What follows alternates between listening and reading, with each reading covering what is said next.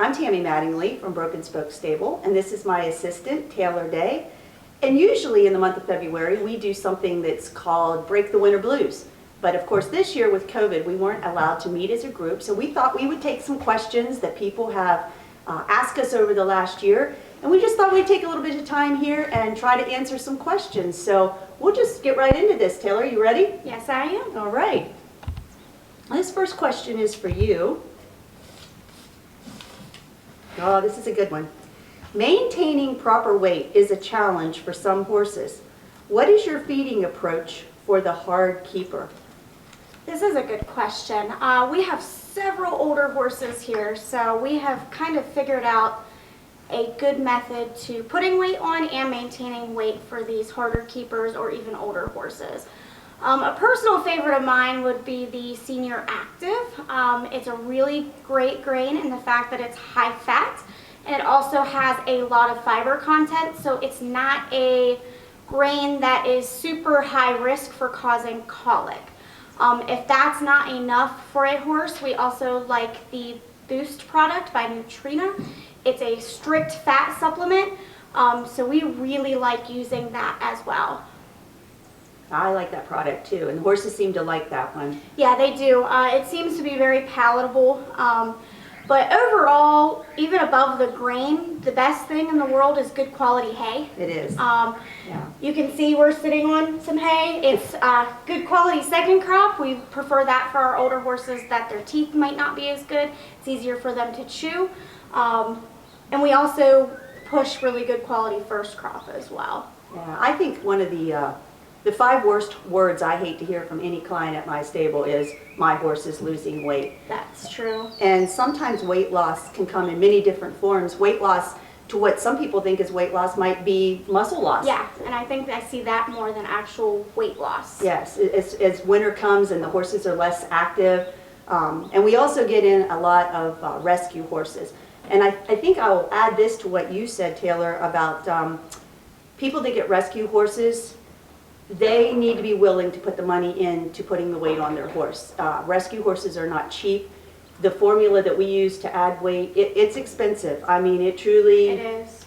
We have one client here who's paying $250 a month in feed for their horses simply because their horses are older. We have them on the hay stretcher, yes, which that's another good product that Purina makes is the hay stretcher. So we have a pretty good recipe for that. I tell you what we'll do, we'll take some pictures of it afterwards and we'll add that into the video so people can see the bags. Exactly. All right. Question for Tammy is, the equine industry seems to be flooded with ads for supplements. Do you use supplements, and if so, what are your recommendations? Do I use supplements? Well, yes, I do. I invest a small fortune in supplements. You do. I think most of people that own horses do. But I've narrowed supplements down. I have tried a lot of different supplements over the year, and I'm going to tell you a couple that I think are great. I have a horse that had Lyme disease. He's also had Potomac horse fever, mild case of that. So his immune system is a little compromised. So I have him on a Smart Pack Immune, and I also have him on a joint formula because the Lyme created inflammation in his joints. So I have him on the Smart Pack Senior Joint, and we'll show you those here too in a little bit what those look like. But another supplement that I got turned on to by our veterinarian about a year ago was the Platinum supplements. Very pricey, but very worth it. We have seen an amazing turnaround in our 2-year-olds to 3-year-olds this year that we have. We have 2 of them on this supplement, and I have them on the Performance, the yes, Platinum Performance, and then my older horses I have on the Platinum GI. Best thing about this product is if you use it, you get a $7,000 colic care. They will pay for your colic surgery if you need it, if you continue with a good veterinary well check throughout the process. I think those are my 2 main supplements. As a supplement that I don't use very much, I think I really, and maybe you feel the same way maybe about the Heave Ho that we're yes, using, and that's something that you can just get in almost any horse catalog is the Heave Ho. I've got a couple horses in the spring that have a little bit of a cough, and they seem to really like this supplement, yeah, and we have seen good results with that. And a follow-up for supplements, I think the hardest thing about the supplements is it can really end up just being expensive pee. A lot of people don't understand that if there's no research behind the supplements, Right. that you're literally just creating expensive pee and poop in your horses. So the good thing about Smart Pack and Platinum GI is any supplement that they have, there is research behind it, and they also, well, I know Smart Pack does, I'm not sure about Platinum, but Smart Pack has a guarantee with their supplements. That's only their brand of supplements. That's they right. do sell other supplements on their website, but the ones that are their brand, they do back them, and they will, give your money back if you don't see results. So I think that's the really important thing, is make sure there's research behind the supplements that you're using so you're not wasting your money. And the other supplement that kind of goes along with the Heave Ho is Hero. Oh, yes. Which Yes. is for horses that are on the laminitic side, are easy keepers, might get Insulin sore resistant. feet, insulin resistance. Yeah. And I will say the horse that is on the Hero has one of the best coats when she sheds out in the She summer. does. She's super shiny, and I don't think she's had really a flare-up since she's been on it. She has not. That was a good point. Thank you for bringing that up. Well, question number 3 is a good question. You're going to like this one. Has the annual Road to the Horse competition had any impact on your clients and their goals for their horses that are in training? That is a good one, and it's also something that drives me insane on a pretty regular basis. For the most part, more likely than not, clients are pretty understanding. But some clients do get a very unrealistic expectation in their head when they bring their horses for training. I think the biggest thing is a lot of people don't understand is with the Road to the Horse, in my opinion, obviously I've never been there or competed, I feel like the horses do so well because they've had so much thrown at them all at the same time Yeah. that they really are just so overwhelmed that they just kind of quit reacting. They shut down. And a shut down horse, in my opinion, is extremely dangerous because at some point they're going to become overwhelmed and they're probably going to explode. That's why, in my opinion, it's always best to go at the horse's pace more so than the people's pace. Our expectations, it doesn't matter what our expectations are. It's what the horse can do and in whatever time frame they can do Right, it. right. So to bring a horse that isn't halter broke and expect us to have them, dead broke in 30 days, in my opinion, is extremely unrealistic. That's just asking for a wreck and for someone to get hurt. Well, the Road to the Horse to me is entertainment. Yes. No, I don't want to hold anything back from any of the clinicians that perform at Road to the Horse. It is very entertaining to watch. They bring these wild little horses in here and haven't been touched much. And in 3 days, they have them under saddle, shooting guns off of them and all of that. That is very high expectations for 3 days for a horse. But that is a horse that I would not take home and jump on myself. That horse needs consistent training, needs several more months of training. But as far as good entertaining, Road It to is the fun Horse to is watch. very, very fun to watch. So we just can't do that here at Broken Spoke Stable. We can't train a horse in 3 days. And I would refuse to We be would. honest with you. I would rather them take the horse somewhere else than put a horse through It's something not like fair, that. not fair to the horse, but we do enjoy watching it.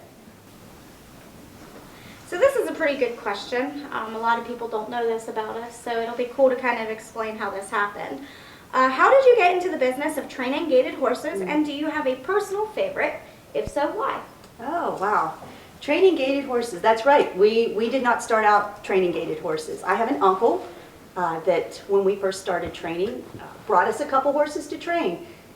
Some of them were different. Yes. Some of them were, we'd never worked with Rocky Mountains, didn't know their body type. Some were very skinny, tiny, little petite things. Some were big. But as each horse came and we started learning and studying about gaited horses, practice makes perfect with anything. These horses really, I don't know about you, but they stole a place in my heart. Yeah. Gaited horses are very fun to work with. As a matter of fact, I think when I'm 90 years old, I'm going to get myself one. The breed that I would choose to get would be the Rocky Mountain horse. I think out of all the horses that we've brought in here gaited, it's a joke here at our stable when somebody calls us with a problem horse. I'll either ask them if it's a paint or a Tennessee Walker. So we do train Tennessee Walkers. We just know they're a little bit more high strung. And we train a lot of horses for women. And so that's not my favorite horse for a woman, but I do love the Rocky Mountains, love the Missouri Foxtrotters. Yes. I really, really like the Missouri Foxtrotters. Complete difference in their gait. Yes. That's another thing when you're training and working with gaited horses. You really have to study and learn what they're supposed to do. As a rider, you need to be able to feel it. I'm going to say that most people we train for have no idea if their horse is gaiting or pacing or racking or they have no idea. A lot of people don't even know how to get their horse. They're more concerned about do they have the right gaited saddle, you know, for what they want to do. I find that the Rocky Mountains, I like their brain. I feel like they are, especially the mares for some reason, really, really good for our older clients. I just enjoy riding them. If they're gaiting properly, I just absolutely love the smoothness, and you'll not find a better canter anywhere. Right. I mean, even for now, I love my Morgans and my quarter horses, but one of these days I am going to own me a Rocky Mountain, and they are extremely fun to train. Yes, I agree with that. Before I came here, I had never ridden a gaited horse. Tammy's uncle, Uncle Don, as we all call him. Yes. He was so gracious. I was, you know, very young when I got into this whole training business, and he put his faith in me and brought out this little 2-year-old Rocky Mountain and was like, I want you to get this horse broke. And I'm like, okay, well, I don't know what the heck I'm doing with the gait. And he would come out, you know, and watch me ride, and he helped me to find the feel that he was looking for and what every, you know, Rocky or gaited horse person would be feeling for in a correct gait. And how I describe a Rocky Mountain is they're like the quarter horse of the gaited world.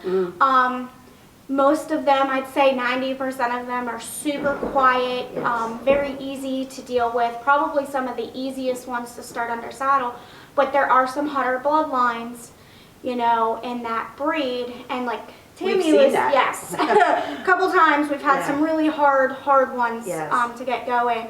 But like Tammy said, I feel the same way. I think if I were going to pick a gaited breed for myself, I would own a Rocky. Now, I actually own a Missouri Foxtrotter, but that's because she's a little bit special.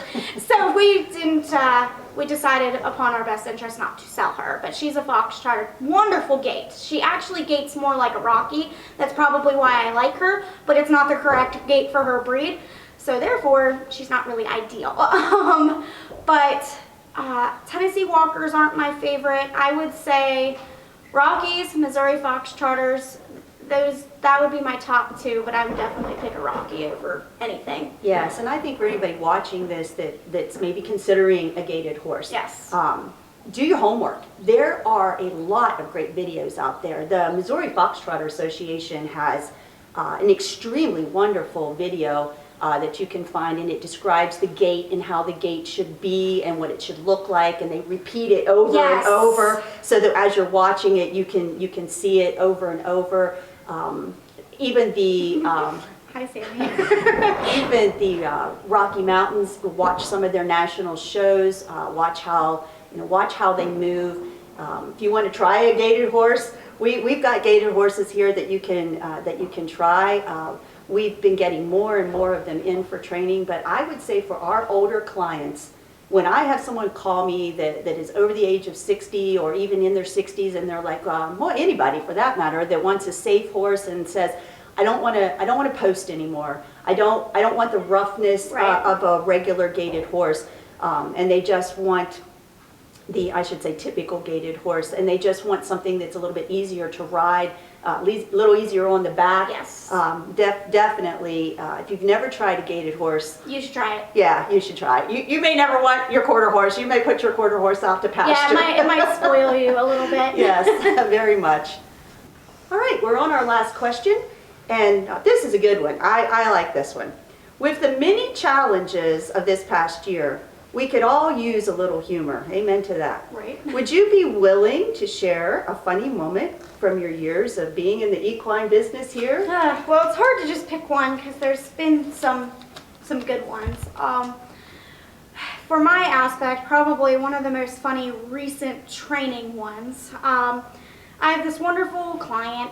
She has a deaf horse, which has been a challenge in and of itself, as you can imagine. And earlier this summer, we were out in the round pen working with her horse.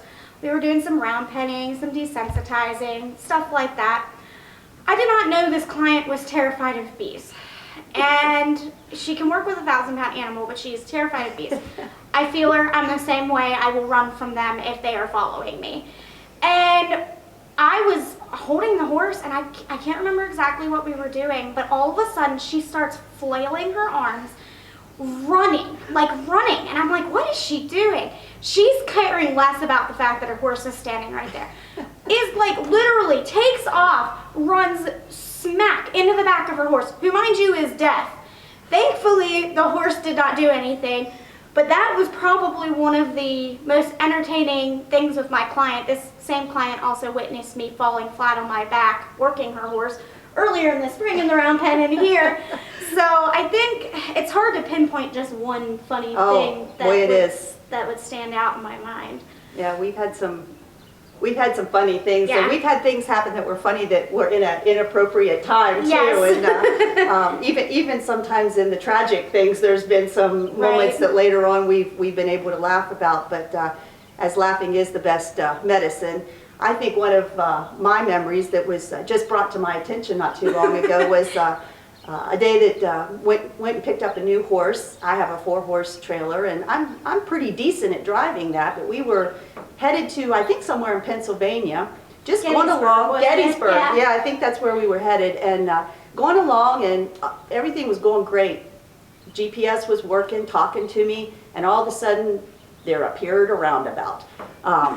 I have trouble with them even when I'm just in my truck without the horse trailer. But there I am, stuck on this roundabout, all these little exits going off of it, and I'm like, oh my gosh. And I'm just going around and around, and people are blowing the horn at me, and my GPS lady recalculating. I don't know how we finally got off of that roundabout, but we did make it to where we were going, and we got the horse picked up. But I tell you what, nowadays I look, there's been a couple other places we went that's had roundabouts, and best thing to do is scope those babies out before you get there. Well, you know, being from Garrett County, we don't experience a lot of roundabouts. Yeah, it just feels like you're going in circles. Right?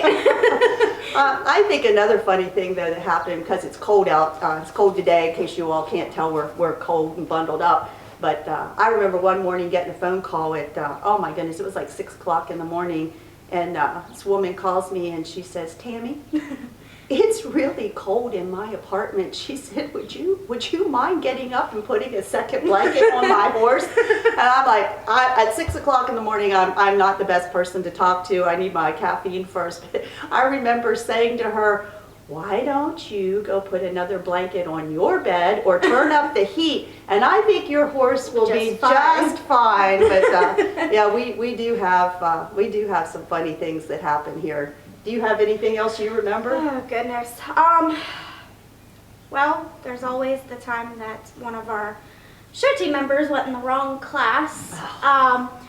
She was riding a very difficult horse who doesn't handle the show pen very well. No. And, well, for those of you that don't know, anything that has pleasure at the end of the class is walk, jog, lope, or walk, trot, canter.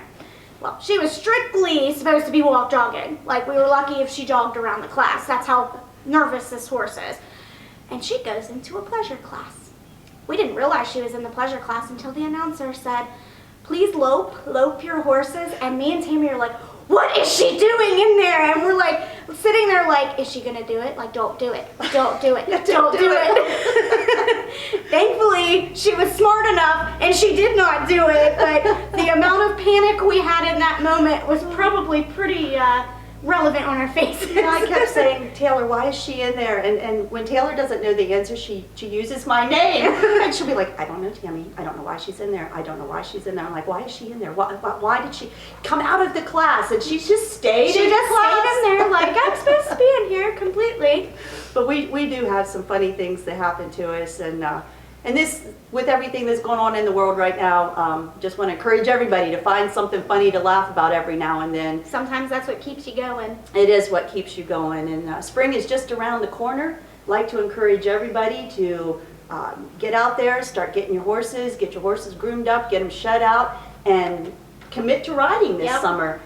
Just commit to riding. And if you have anything you need, if you have any training questions or any feeding questions, Yeah, we can always do another video like this. we're glad to answer your questions. Feel free to call us. We're here to help you. We're all about the horse. We truly are.